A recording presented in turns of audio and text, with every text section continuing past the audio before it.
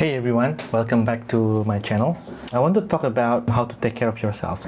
Taking care of ourselves emotionally and physically is important, and hopefully this showing up in your timeline can be a breeze, right? Among all the AI dominated news and also like posts from people stressing out or maybe celebrating, whatever. So hopefully this can be something refreshing for you.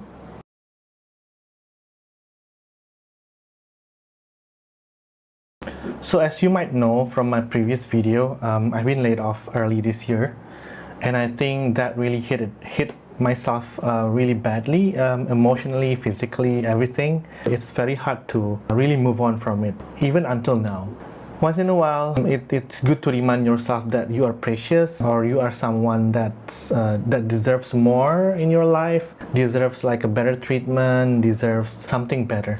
You know, I've been a big proponent of mental well-being, being hit by 2 layoffs in the past, and also being in stressful jobs with stressful managers and stressful environment. So I want to stress that being in tech, actually it also has downsides to it. Sometimes it's a high stress environment, so in a way you have to really take care of yourself. Taking care of yourself involves 3 different things, right? Taking care of yourself mentally, emotionally, and also physically. So this advice is not only for you still looking for a job, but also if you are in a job, I think it's also equally relevant. So as you know, I got a job about 4 months ago, but it's also a new challenge, right? It doesn't mean like the challenge, the stress is over. It's a different kind of stress. These are some things that I've done to reduce my stress and also to make myself more comfortable at times. It might work for you, it might not work for you, so I suggest define how you want to do it yourself. Okay, let's go through it. The first thing is to limit your social media consumption. I know it's hard, and I'm also guilty of it. I scroll through Instagram every day. Probably my screen time is through the roof. And also what's worse for me is actually scrolling LinkedIn, what I call, or what people say, doom scrolling. Even until now, I'm not sure why. And when you see like LinkedIn, you see all sorts of stuff, right? The good thing, the bad thing, the depressing stuff. Mostly depressing, because all of this AI dominated posts actually give me a lot of stress, you know. Hey, I know it's coming, and I know like everybody needs to change and upskill or whatever. Sometimes it's fear-mongering at best. Try to limit your social media consumption. Instagram, LinkedIn, and probably like TikTok if you do TikTok. I don't. And if you really cannot, or maybe your job depends on it, or your life depends on it, like if you're a content creator, or like if your full-time job depends on it, then I would suggest focus on contents that make you feel better. What can this be? So for me, I love travel, so I would tend to like watch more YouTube travel videos, or maybe like more travel contents on Instagram, or maybe like on LinkedIn. I will try to focus more on like the good things, like, you know, those focusing on mental health, like, or like mental well-being, like I do, or maybe opposing views that are, you know, more healthy to the mind and the physical or like emotional state. So do that and try to really watch what changed in you. I also love photography, so I watch photography YouTube videos and photography centered contents on Instagram. I love following photography influencers on Instagram, so I think that's really helpful for me to make my social media consumptions a bit more healthy. Also, sometimes you will stumble upon like triggering stuff, so that's the thing, right? You cannot really depend on what social media gives you. You have to really curate it in your own way. The second thing is I've been trying hard to read more books. I think my wife actually encourages me, and my kid also, like, Daddy, why don't you read more books instead of like scrolling through Instagram and like LinkedIn? I find that I'm not a really avid book reader, except for something that's really fascinating to me. So I tend to like non-fiction, something related to maybe like design or maybe like travel memoir, something of like a geography or geopolitics kind of thing, history maybe. So the problem is that I have a very short attention span. I think social media kills my attention span basically. What I've been trying to do is force myself to get books and then try to build a habit, right? So for me, I've been trying to read book before bed, on commute, and maybe anywhere. I bring books to the office, and sometimes I just go out after lunchtime in the office to a coffee shop and then just sit there and then force myself to read books. And also pick books that you really love. And for me, I think I don't want to make it over the top. I don't want to give myself too high of a target. So probably I just give myself okay to read 2 or 3 pages in one sitting, or maybe like 5 pages. The most important thing is that you have to really enjoy doing that. It helps me, or like it forces me to focus, and I feel much better after reading than if I were reading somebody else's post on social media. So the third thing is to spend more time with your loved ones. I know this sounds cringe or cliche, but so I enjoy working remotely, right? I'm a big proponent of working remotely at home, especially. Even if it's nobody at home, I would really enjoy still. I don't mind the lack of human interaction. I know some people, like some colleagues, I know one colleague actually told me that I cannot stand working remotely at home because my partner actually leaves for work and then I'm left at home alone, and it's really depressing to me, nobody to talk to. It's just changing like different places. For me, I'm on the opposite. I would love that situation. I would kill for that situation, like total peace. Yeah, most of the time I have my family, my kid, my wife at home, but they are on full-on respect on boundary. Like for example, I have this own working space at home. It's like a bedroom actually, and I just close my door and my kid wouldn't disturb me. And coming back to the topic of like spending more time with loved ones, I think being at home actually allows me to spend more time with the loved ones. It is irony because I'm working, but also I'm spending time with my loved ones, because you see, like I work usually in like 1 hour chunks or maybe like less than that, and then I go out and then I spend time talking with my wife and my kid, making jokes or making coffee, and then sitting down, watch TV for a while. I think that's really instrumental for my well-being.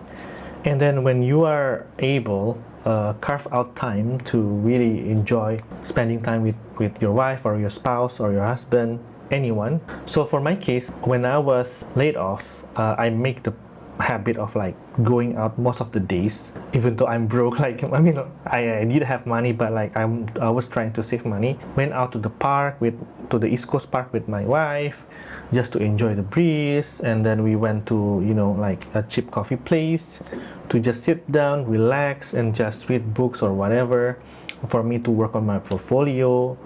And it made me feel better. When I was at the job previously, I had a bit more flexibility with time.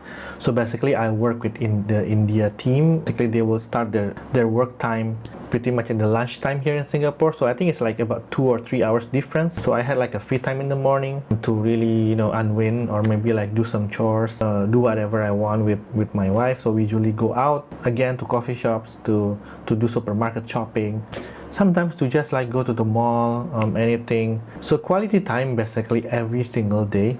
And even now when I'm really in this job, I'm like super busy, I try to carve out times. For example, like 5 p.m. every Wednesday I would just go swimming with my kid, right? That's like non-negotiable. And then maybe like on Friday I will do the same. Like maybe in the morning I will just go out with my wife. So here's the trick: you can block your time on calendar, even like a work calendar, like 1 hour in the morning or 1 hour somewhere, like every single day when I have to go to the office, like to work. At least I would give myself some permission to like hey, so that I can spend a bit more time with my wife in the morning, like breakfast at 8 a.m.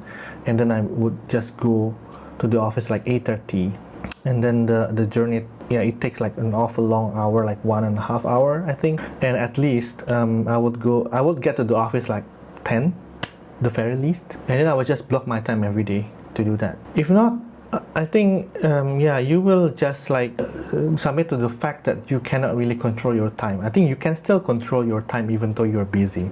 Sometimes after lunch, like I told you, I would just go out to a coffee shop for like 30 minutes or 45 minutes and bring my kobo and read books and have coffee or whatever. Just alone time. I think that's been really helpful for me. Okay, I guess that was like a bit more broader than like spending more time with loved ones. I guess I would have titled it spending more time with loved ones and also with yourself, I guess. Okay, the next one is to set clear boundaries at work. I think I'm a big proponent of setting clear boundaries at work. No matter how demanding the work is, I think you should really limit yourself in a certain acceptable situation. For example, of course, you can actually like stop responding to Slack and email and WhatsApp messages if you have WhatsApp in your work after working hours or before working hours. So try hard to do that. I have a bad habit of like checking Slack after working hour and also during my vacation. I think you shouldn't follow it. And every time I see some triggering message, I will get triggered as well, and then I have the tendency to reply it even like during non-working hours. One message can ruin your time basically. The second thing is that it's not always possible, but you have the right to disagree and defend your perspective. Okay, it's not about like, hey, shouting and then like refuting everything. It's just like, okay, you have like this initial reaction to something and then you can say that. Or maybe you have experience in the past that leads to this judgment. You are hired for your expertise, opinions, and perspectives, not only your hard skill. So say that even if later they try to negotiate you to like doing something, yeah, you can always do that. You can always disagree and commit. Boundaries can be many things. It can be time setting, it can be space setting, it can be perspective setting. So please, by all means, be yourself and have a strong perspective on anything. Well, I'm not into exercise, but I think I found that a bit of physical activity can actually help you a long way. So for me, I don't do sports or anything. I did cycle quite a lot when we were in the pandemic, and I did like walk and run a bit in the past, but now I think I'm just too stressed out to do that. I'm going to the office 3 days in a week, and it's really far. So basically, by the time I go home, I'm already like very freaking tired. And sometimes when during my like work remote days, I just want to chill. It's good to like just insert maybe minutes or like maybe half an hour of like physical activity.